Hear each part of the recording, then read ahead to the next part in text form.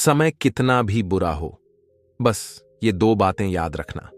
एक बार एक बहुत ही दुखी व्यक्ति एक महात्मा के पास आकर कहता है, मैं अपने जीवन से बहुत दुखी हूं।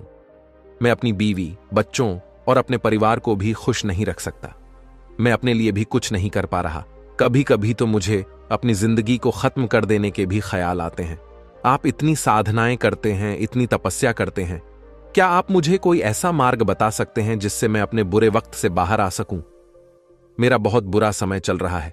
2 वक्त की रोटी का इंतजाम करना भी मेरे लिए बहुत मुश्किल हो गया है। अब आप ही बताइए कि ऐसे वक्त में मैं जिंदा रहूं तो कैसे रहूं, कैसे अपने परिवार को खुश रहूं? कृपया करके कोई साधारण सा तरीका बताने की अनुकंपा करें ताकि मैं आसानी से समझ सकूं, क्योंकि मैं बहुत पढ़ा लिखा नहीं हूं। अगर आप बड़ी बड़ी ज्ञान की बातें करेंगे तो शायद मैं कभी समझ भी नहीं पाऊंगा। यह सुनकर महात्मा ने मुस्कुराते हुए कहा कि तुम एक काम कर सकते हो। मेरा? उसने सामने की तरफ इशारा करते हुए कहा कि उस ऊंची पहाड़ी पर एक मंदिर है और उस मंदिर के पास चींटियां का एक घर है जहां पर हजारों चींटियां रहती हैं। तुम्हें सुनने में बड़ा अजीब लगेगा, लेकिन वो चींटियां उस मंदिर की जमीन को खराब कर देती हैं। उस मिट्टी की उपजाऊ शक्ति वो खत्म कर देती है, जिसके कारण वहां पर कोई भी पेड़ या कोई भी घास पनप नहीं पाती है। तुम मेरा एक काम करो, उसके बाद मैं तुम्हें तुम्हारे सवालों के जवाब दूंगा। तुम 7 दिन तक रोज उस पहाड़ी पर जाओ और उस चींटियां के घर को तहस नहस कर दो, उसको तोड़ दो। जब भी तुम्हें कोई चींटियों का घर दिखे मंदिर के आसपास, तो उसे वहीं पे तहस नहस कर देना। लेकिन याद रहे, घर को तोड़ने में कोई भी चींटी मरने नहीं चाहिए। इस बात को समझने का प्रयास करते हुए वो युवक वहां से चला गया। शायद उसको कुछ समझ में नहीं आया था कि महात्मा जी ऐसा क्यों करवा रहे हैं। वो तो उन चिड़ियों पर अन्याय कर रहे हैं, उनका घर तोड़वा रहे हैं, उन्हें नुकसान पहुंचा रहे हैं। आखिर कौन महात्मा ऐसा करेगा? लेकिन फिर भी उस महात्मा की बात मानते हुए वो अगले दिन से ही पहाड़ी पर जाना शुरू कर देता है। जब वो पहले दिन पहाड़ी पर पहुंचता है तो देखता है कि बहुत सारी चींटियां अपना खाना जुटाने में लगी हुई हैं। सारी चींटियां कतार से चल रही थीं और अनाज के छोटे छोटे कण उठाकर अपने घर में जमा करती जा रही थीं। ये देखकर पहले तो उस युवक का मन कमजोर पड़ गया। उसने सोचा कि ये इतनी मेहनत करके अपना घर भर रही है और मैं इनके घर को तबाह कर दूंगा तो इनको कितना बुरा लगेगा। लेकिन फिर उसने उस महात्मा की बात याद करते हुए उस घर को तोड़ना शुरू कर दिया। जल्द ही चींटियों में हाहाकार मच गया। वो इधर उधर दौड़ने लगी। अभी तक जो कतार में चल रही थी, अब वो बिखर गई और इधर उधर अपनी जान बचाने के लिए भागने लगी। थोड़ी देर में घर टूट गया और सारी चींटियां इधर उधर छुपने के लिए भाग चुकी थीं। ये करने के बाद वो युवक दुखी मन से वापस अपने घर पर लौट आया। उसका मन परेशान था, दुखी था, पश्चाताप से भरा हुआ था। फिर उसने अपने बिस्तर में रात में लेटे लेटे ही सोचा कि अब तो उन चींटियों का घर तबाह हो चुका है। अब वह वापस जाने से क्या प्रयोजन है? अब क्या फायदा होगा? क्योंकि चींटियों का घर तहस नहस करने के लिए महात्मा जी ने कहा था, जो मैं कर चुका हूं। लेकिन फिर कुछ सोचकर अगले दिन उसने फिर से जाने का निश्चय किया और अगले दिन सुबह सुबह उठकर वो वापस उसी पहाड़ी पर पहुंच जाता है। पहाड़ी पर पहुंचकर वो उसी जगह पर पहुंचता है जहां पिछले सुबह उसने उस घर को तहस नहस कर दिया था। लेकिन वो ये देखकर चौंक जाता है कि उन चींटियों ने फिर से अपना घर उसी जगह पर बना लिया था और अब वो फिर से अपने घर के लिए सामान इकट्ठा करने में जुटी हुई थी। उस आदमी को देखकर लगा कि और अब वो फिर से अपने घर के लिए सामान इकट्ठा करने में जुटी हुई थी। उस आदमी को देखकर लगा कि ये चींटियां कितनी मूर्ख हैं। इनको पता है कि कल ही इनका घर इसी जगह पर तबाह किया गया है और उसी जगह पर उन्होंने अपना नया घर भी बना लिया। और ये सोचकर वो आदमी हंसने को हुआ, लेकिन फिर से महात्मा की बात याद करते हुए उसने उन चींटियों का घर फिर से तबाह करना शुरू कर दिया। फिर से उन चींटियों में हलचल मच गई और थोड़ी देर में वो चींटियां इधर उधर अपनी जान बचाने के लिए भागने लगीं। कुछ ही देर में उनका घर फिर से नष्ट हो गया और वो युवक थोड़ा संतोष के भाव से कि इस बार तो मैंने अच्छी तरह से उस घर को तबाह कर दिया है। अब तो वो चिड़िया यहां पर अपना घर बना ही नहीं पाएगी। इसीलिए जाने से पहले उसने उस घर पर ठंडा पानी भी डाल दिया ताकि चींटियां वहां पर अपना घर न बना सके। और इस तरह अपना कर्म पूरा करके वो युवक फिर से अपने घर लौट आया। आज रात में सोते वक्त फिर से वो इंसान यही सोच रहा था कि क्या महात्मा ये सही काम करवा रहे हैं? क्या किसी का घर तबाह करना किसी सिद्ध पुरुष को शोभा देता है? क्या हो अगर वो महात्मा सिद्ध पुरुष हो ही ना? क्या होगा अगर वो मुझे बेवकूफ बना रहे हो? लेकिन फिर उसने निश्चय किया कि मैं अपने काम को पहले पूरा कर लेता हूं, उसके बाद ही पता चलेगा कि महात्मा मुझसे ऐसा क्यों करवा रहे थे। और यही सोचकर वो रात में सो जाता है। अगले दिन सुबह उठकर वो फिर से उसी पहाड़ी की ओर निकल जाता है। पहाड़ी पर पहुंचकर वो उसी जगह पर पहुंचता है जहां पर उसने उनके घर को तबाह कर दिया था, और वो ये देखकर खुश हो जाता है कि वहां पर कोई भी घर नहीं था। सारी चींटियां वहां से भाग चुकी थीं। अब उसने सोचा कि अब मेरा रोज रोज आने का क्या प्रयोजन, क्योंकि चींटियां तो अपना घर बदल चुकी हैं और महात्मा जी ने मुझे 7वें दिन आने के लिए कहा था। लेकिन आज तो तीसरा ही दिन है, अब बाकी 4 दिन वापस आने का क्या प्रयोजन। और यही सोचकर उसने निश्चय किया कि यहां से वो सीधा उसी महात्मा के पास जाएगा और उनको ये सारी खबर बता देगा। जब वो वापस मुड़कर उस पहाड़ी से उस महात्मा की कुटिया की तरफ जाने लगा तो उसने देखा तो अचानक उसकी नजर एक और घरौंदे पर पड़ी जो कि चींटियों का ही बनाया हुआ था। मतलब कि वो घरौंदा चींटियों ने ही बनाया था और अब वो चींटियां नए घर में वास चुकी थीं। ये नया घर उनके पुराने घर से थोड़ी ही दूरी पर था, और जब उसी युवक की नजर उस घरौंदे पर पड़ी तो उसने सोचा कि शायद महात्मा को पता था कि ये चींटियां अपना घर यहां से बदलकर किसी दूसरी जगह पर बना लेगी, इसीलिए उन्होंने मुझे 7वें दिन आने के लिए कहा था। और ये विचार करके वो उसका नया घर भी तोड़ने के लिए पहुंच जाता है। जब वो वहां पहुंचा तो चींटियां उसी तरह अपने कार्य में लगी हुई थीं। वो अपने लिए खाना इकट्ठा कर रही थी और अपने घर में जमा करती जा रही थी जो पुराना घर टूटा था। वहां भी अनाज के कारण बचे हुए थे और चींटियां वहां से भी अनाज इकट्ठा कर करके वापस अपने नए घर में ला रही थीं। अब यहां पर फिर से युवक का मन थोड़ा कमजोर पड़ गया, क्योंकि वो खुद भी कमजोर था, खुद भी वक्त का मारा हुआ था। इसीलिए उसके मन में उन चींटियों के प्रति दया का भाव उमड़ रहा था। उनके ऊपर उसे दया आ रही थी। वो चाहता था कि उनकी मदद करे, लेकिन वो उल्टा उनको नुकसान पहुंचा रहा था। लेकिन उस महात्मा की बात को याद करते हुए उसने फिर से उस घर को तोड़ने का निश्चय किया, और उसने इस बार बड़ी ही सावधानी के साथ बिना किसी चींटी को कोई नुकसान पहुंचाए वो घर तबाह करना शुरू कर दिया। वक्त थोड़ा ज्यादा लगा, क्योंकि किसी भी चींटी को नुकसान न पहुंचाने की शर्त महात्मा ने पहले ही रखी थी। इसीलिए उसको बड़ी सावधानी के साथ उन घरों को तबाह करना था। लेकिन आखिरकार उसने उस घर को भी तबाह कर दिया, और उस घर को तबाह करने के बाद वो बड़े ही दुखी मन से, इस बार वो पहले से भी ज्यादा दुखी था, क्योंकि उसने उनका नया घर भी तोड़ दिया था। वो उन चींटियों को बसने ही नहीं दे रहा था, और वो अब अपने आप को शैतान या दानव समझने लगा था। लेकिन फिर भी उस महात्मा की बात को मानते हुए वो अपने घर पर दुखी मन से वापस आ गया।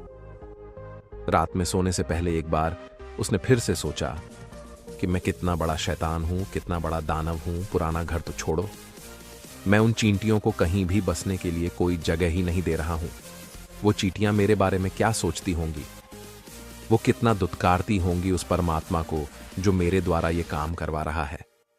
लेकिन फिर भी उसने अगले दिन जाने का निश्चय किया, और अगले दिन सुबह सुबह वो फिर से वहां पर पहुंच गया। वो ये देखकर फिर से आश्चर्यचकित रह जाता है कि इस बार तो पहले से भी ज्यादा ऊर्जा के साथ काम कर रही थी, और उन्होंने एक रात में पहले से भी बड़ा घर बना लिया था, और अब वो फिर से अपना अनाज और खाना इकट्ठा करने में जुटी हुई थी। ये देखकर उस आदमी को लगा कि ये चींटियां किस मिट्टी की बनी हुई हैं। मैं इनको बार बार यहां से भगाने की कोशिश कर रहा हूं, और ये वहीं पर अपना घर बना लेती है। क्या इनको पता नहीं है कि मैं इन्हें यहां पर कभी भी बसने नहीं दूंगा? ये चींटी है, दिखने में इतनी छोटी है, लेकिन फिर भी ये मुझसे हार नहीं मान रही है। बड़ी ताज्जुब की बात है। और इस बार उसने गुस्से में उस घर को तहस नहस करना शुरू कर दिया।